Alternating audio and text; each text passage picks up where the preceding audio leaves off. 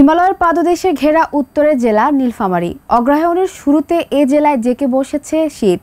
দিনে সূর্যের দেখা মিললেও বেলা গড়িয়ে বিকেল থেকে ঘন কুয়াশার চাদরে আচ্ছন্ন হয়ে পড়ছে এ জনপদের চারদিক। ফলে একদিকে বাড়ছে শীতের তীব্রতা, অন্যদিকে ব্যাহত হচ্ছে যান চলাচল। প্রতিনিধি রাজীব চৌধুরী রাজুর রিপোর্টে থাকছে বিস্তারিত।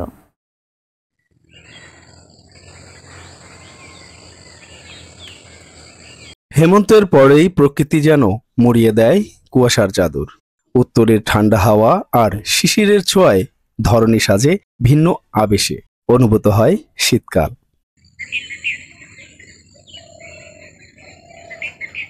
তেমনি অগ্রহায়ণের শুরুতেই শীত যেন শরীরে এসে টোকা দিচ্ছে উত্তরের জেলা নীলফামারীতে। জানান দিচ্ছে উষ্ণ কাপড়গুলো অলস ফেলে না রেখে এখনই গায়ে তুলে নিতে হবে।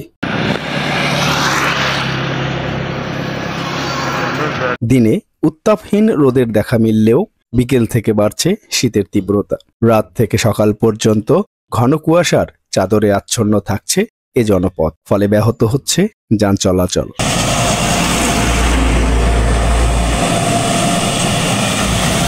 আগাম শীতে বিপর্যস্ত হয়ে প্রায় অচল হয়ে পড়েছে এ জেলার খেটে খাওয়া নিম্ন আয়ের মানুষের জীবনযাত্রা।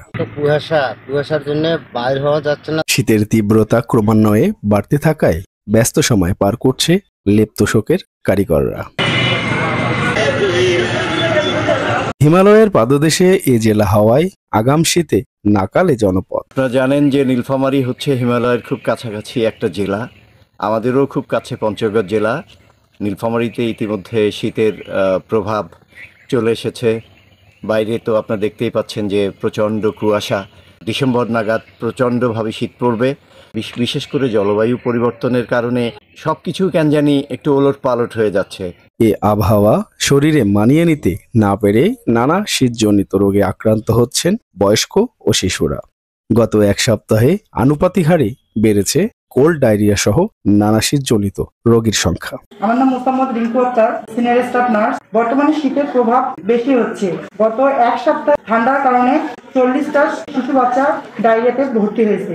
রোগীদের নিরবিচ্ছিন্ন চিকিৎসা সেবা অব্যাহত রয়েছে বিভিন্ন হাসপাতালে। শীতকালে শীতজনিত কিছু রোগী সংখ্যা বেড়ে যায়।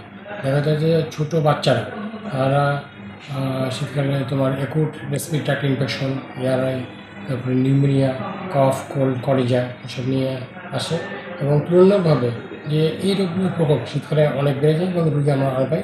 তাদেরকে এখানে ভর্তি হওয়ার পর আমাদের যারা চিকিৎসক এবং নার্সিং স্টাফ আছে তাদের যথাযথ চিকিৎসা সেটা ওনারা দিয়ে থাকে এবং সঙ্গে সঙ্গে শুধু ওখানে এর পাশাপাশি ডায়রিয়া রোগীও কিছু শীতজনিত কারণে বেশি হয়ে থাকে আর কি। এই মোটামুটি আমরা চেষ্টা করি আমাদের সাধ্যের মধ্যে যতটুকু সর্বোচ্চ সেবা দেওয়া যায় সেটাই আমাদের চেষ্টা সবসময় আমরা করে থাকি। তবে শীতে যেন অসহায় ছিন্নমূল মানুষের ভাগ্যে জোটে এক টুকরো গরম কাপড়, সেদিকে নজর রাখার আহ্বান সবার। রাজীব চৌধুরী রাজু, ভোরের কাগজ, নীলফামারী।